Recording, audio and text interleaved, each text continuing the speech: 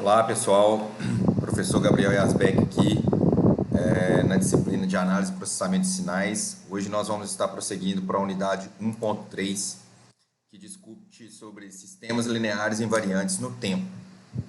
Tá? Então, só para relembrar, o que é um sistema linear? É quando a propriedade da superposição for satisfeita, ou seja, aditividade e homogeneidade. Então, quando nós pegamos como exemplo um sinal S para as entradas x de t e v de t sendo multiplicados pela constante a e b, se a igualdade for verdade, que eu posso tirar essas constantes, multiplicar pelos meus sinais de entrada, somá-los e o resultado seria equivalente ao meu sinal original, que era esse daqui, quer dizer que o meu sistema ele é homogêneo e segue a propriedade da aditividade, ou seja, essa entrada seria igual a essa entrada. Então, lembrando que é um sistema linear, ok? E o sistema invariante no tempo significa que se eu atrasar a minha entrada em tal segundos, como está mostrando aqui, a minha saída também será atrasada em tal segundos e não terá efeito nenhum. Então, isso é um sistema invariante no tempo. Então, hoje nós vamos tratar aqui de sistemas lineares invariantes no tempo. Sistemas que satisfazem as propriedades da homogeneidade e da aditividade e que, se atrasados na entrada, a saída também será atrasada pela mesma quantidade de tempo. Ok? Então, nós vamos lembrar um pouquinho do que é uma função impulso e como que a gente pode representar um sinal discreto. Se a gente pensar em um sinal discreto, como exibido aqui nesse gráfico exemplar aqui, por exemplo, um sinal aqui, outro sinal aqui, outro sinal aqui, outro sinal aqui, e chamamos esse sinal aqui de x de n. Se a gente parar para pensar, esse sinal aqui, ele pode ser representado como uma sequência de impulsos deslocados no tempo e que se faz a soma dele. Por exemplo, o que seria um impulso deslocado no tempo? Eu poderia falar que esse sinal aqui, esse ponto de x de n, ele é uma função impulso deslocada aqui no tempo, que esse outro sinal aqui é uma função impulso deslocado no tempo, que esse outro sinal aqui é uma função impulso deslocado no tempo, e assim por diante. E quando eu somo esses valores aqui, eu chegaria a essa função. Então, quando a gente fala assim, ó, que podemos usar a função impulso unitário, nós podemos representar qualquer sinal de tempo discreto como uma soma de impulsos unitários, tendo a sua amplitude como o peso desses valores. Então, é isso aqui que essa fórmula fala para a gente. Ó. Vamos pensar. Um sinal em tempo discreto, x de n, ele é igual à somatória de menos infinito até infinito. Lembrando que a minha variável agora na minha somatória é k, de x de k, ou seja, eu vou pegar o meu sinal original, vou variar ele de menos infinito até mais infinito, e vou multiplicar pela função impulso deslocada em k. Ou seja, para cada k que eu testar, só vai existir um valor quando k for igual a n. E aí eu vou multiplicando esses sinais de impulso para reconstruir o meu sinal original. Entendeu? Então, basicamente é isso que a gente fala da representação de um sinal discreto. Então, como que funcionaria esse gráfico?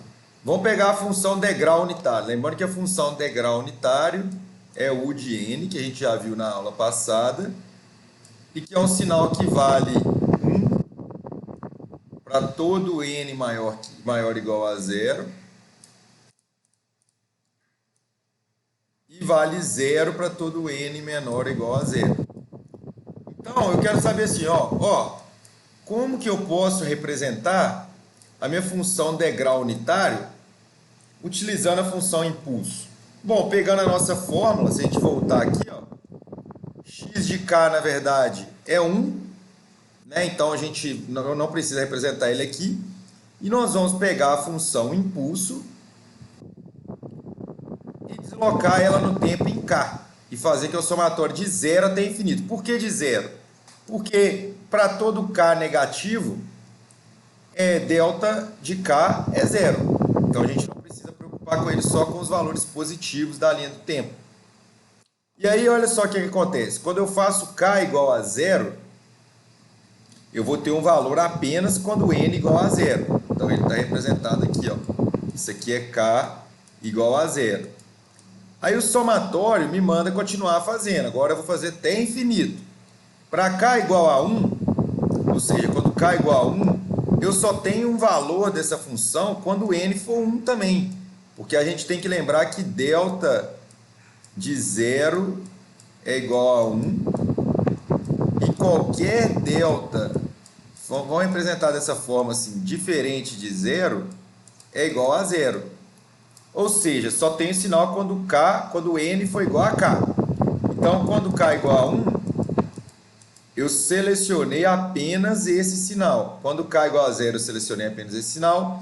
E assim por diante. Quando k é igual a 2, eu só tenho valor quando n for 2.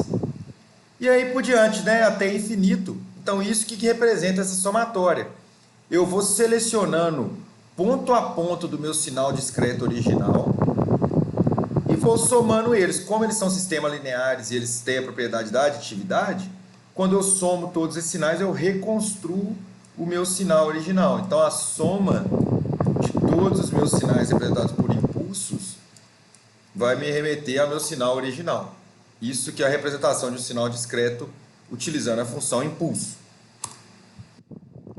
E aí, por que a gente tem interesse de fazer, de transformar o nosso sinal de entrada como uma sequência de impulsos? Porque se o sinal de original ele pode ser representado pelas combinações lineares de impulso, pela superposição, a resposta do meu sistema, de um sistema linear y de n, para uma entrada x de n, completa qualquer, vai ser uma combinação linear da resposta de cada impulso, conhecido como convolução. O que é isso? Parece confuso, mas não é. Vamos supor que eu tenho uma entrada x de n, qualquer. Vou representar ela em gráfico, tá? Só um exemplo. Vamos representar a função degrau. Eu vou dividir ela em várias funções. Ok? Só como exemplo. E para cada uma das minhas entradas, olha só, para cada impulso, eu vou calcular a resposta. Vamos supor que a resposta para esse impulso foi assim, que a resposta para esse impulso foi assim, e assim por diante. Depois que eu tiver a resposta do meu sistema para cada sinal de impulso de entrada, se eu somar essas respostas que eu obtive para cada impulso, eu chego na minha resposta, a minha entrada completa, y de n. Então, olha que coisa bonita. Se eu pego um sinal qualquer discreto, consigo separar ele numa sequência de impulsos devido ao princípio da superposição. Se eu souber a resposta do meu sistema a um impulso, eu consigo calcular a resposta total do meu sistema ao sinal de entrada. Então é muito bonito e isso é conhecido como convolução. E é isso que essa fórmula matematicamente fala para a gente. Olha só, a resposta de um sistema y de n é dado pelo somatório do meu sinal de entrada pela resposta ao impulso. Então, H é a resposta do impulso unitário, do impulso, na verdade. E aí, eu falo o seguinte, ó, calcule a resposta ao impulso para quando for para o meu sinal de impulso x de 0, calcule o meu sinal de impulso, minha resposta ao impulso para x de 1, calcule minha resposta ao impulso para x de 2. Quando eu vou calculando todas as respostas para cada impulso, que é uma resposta mais simples, e eu somo todas essas respostas, isso aqui quer dizer o somatório, eu chego na minha resposta completa sinal de entrada completo, que seria x de n, que poderia ser um sinal muito mais complexo. Por isso que a gente utiliza a propriedade da convolução. Tá bom? Então, vamos ver como que isso funciona na prática. Olha só, eu quero achar a minha resposta ao sistema, a minha entrada x de n. E eu sei que a resposta ao impulso desse sistema é dado por essa função. Então, quando a gente olha para a fórmula, o que ele manda fazer? Ó?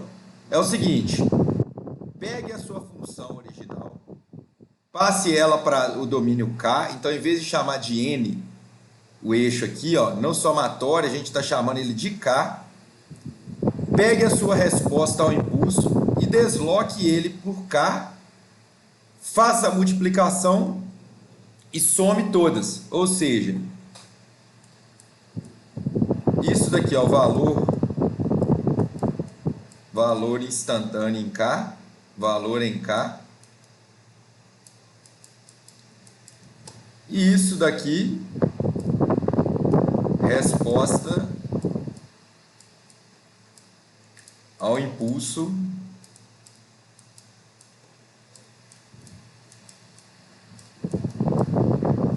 em K.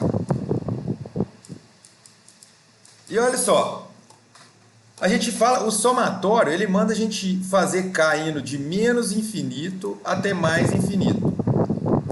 E aqui a gente tem o x de k. Quando a gente olha a nossa função x de k, que é o equivalente a x de n, eu só tenho valores em 0 e 1. Então, quanto que é a multiplicação por qualquer número por 0? Vai ser 0. Então, não faz sentido eu fazer k variando entre menos infinito a mais infinito. Eu faço k variando entre 0 e 1. E aí eu só aplico a fórmula. Olha só, vamos fazer k igual a 0 primeiro. Então, para k igual a 0, eu vou fazer que é x de 0 vezes h de n menos 0. H de n é essa função. Se eu estou falando que é h de n menos 0, eu estou deixando a minha função original. Aí eu vou fazer para k igual a 1. Então, para k igual a 1, qual que é o resultado desse somatório? Ora, é x de 1 vezes h de n menos 1. Eu vou deslocar essa função h de n e 1 para a direita para calcular isso aqui. E aí eu chego na minha resposta, que a minha resposta y de n, a minha entrada x de n, é igual a meio vezes a minha resposta ao impulso h de n, mais 2 vezes a minha resposta ao impulso deslocada em 1, que é o h de n menos 1. Isso vai ser o valor total da minha resposta. Então, se eu quisesse saber, por exemplo, quanto que vale a resposta em n igual a 0? Eu ia substituir aqui meio vezes. Quanto que vale h de 0? 1, mais 2 vezes h. Quanto que vale h de menos 1? Aí você estaria deslocando ele para a direita e realizando essa soma. Então, você calcularia o valor de y de 0 nesse ponto. Como que ficaria isso graficamente? Olha só, a minha resposta é a soma do sinal de saída. Eu tenho o sinal meio h de n, que é a resposta ao impulso unitário de k igual a 0. Para esse impulso aqui, eu obtive essa resposta aqui. Para esse impulso aqui, eu obtive essa resposta aqui. Logo, a minha resposta total é a soma das duas. Trazendo isso para cá, eu tenho então as minhas respostas. Olha só, a resposta ao primeiro impulso e a resposta ao segundo impulso. E isso aqui, quando eu somo as duas, eu chego à minha resposta total. Vamos somar as duas. Olha só, em n igual a 0, meio mais 0, meio. Em n igual a 1, então y de 1 é meio mais 2, 2,5. Em n igual a 2, y de 2 é igual a meio mais 2, 2,5. E assim por diante. Então, você tem a resposta. Então, olha o que a gente fez. Nós calculamos a resposta ao impulso do meu sistema para cada sinal discreto meu e depois eu somei todas elas. Isso é a representação gráfica da convolução no tempo discreto. Ok? Vamos representá-la graficamente novamente. A gente viu na aula passada que quando a gente pega uma função x de t, por exemplo, x de t, e a gente faz uma função x de menos t, quando a gente põe um sinal de negativo dentro do domínio, nós estamos refletindo a nossa função no eixo vertical, não é isso? Reflete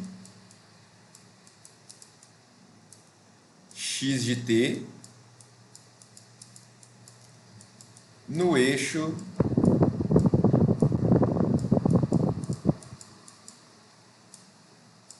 vertical.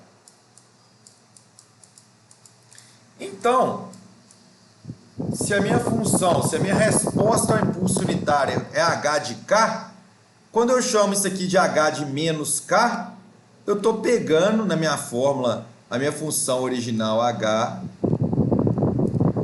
e estou revertendo ela. Então, ela ficaria assim, né? Nesse caso aqui, ó, ela seria h de menos k. E eu ainda tenho esse n, eu estou somando o n aqui. Então, quando eu somo n, eu estou deslocando essa função que eu inverti. Então, se n é igual a 1 aqui, eu estou deslocando ela um ponto para a direita. Então, toda vez que eu estou fazendo, que eu fazer n variando aqui, eu estou caminhando com essa função no eixo n. Então, olha só. Quando n é igual a zero, h de menos k é simplesmente o que a gente inverteu aqui. Ou seja, eu pego a minha função original, que seria isso daqui, original, h de k. Como ela é h de menos k, eu reflito ela nesse eixo aqui. Então, agora, essa função aqui do lado de cá é h de menos k. E eu desloquei ela em zero, porque eu falei que n nesse ponto aqui é zero. Agora eu vou pegar aqui embaixo e vou fazer n igual a 1. Então, para n igual a 1, eu vou pegar a minha função que eu refleti e vou deslocar ela uma unidade para a direita. Então, você vê que ela ia de 0, menos 1 e menos 2. Agora ela vai de menos 1, 0 e 1. Tá ok?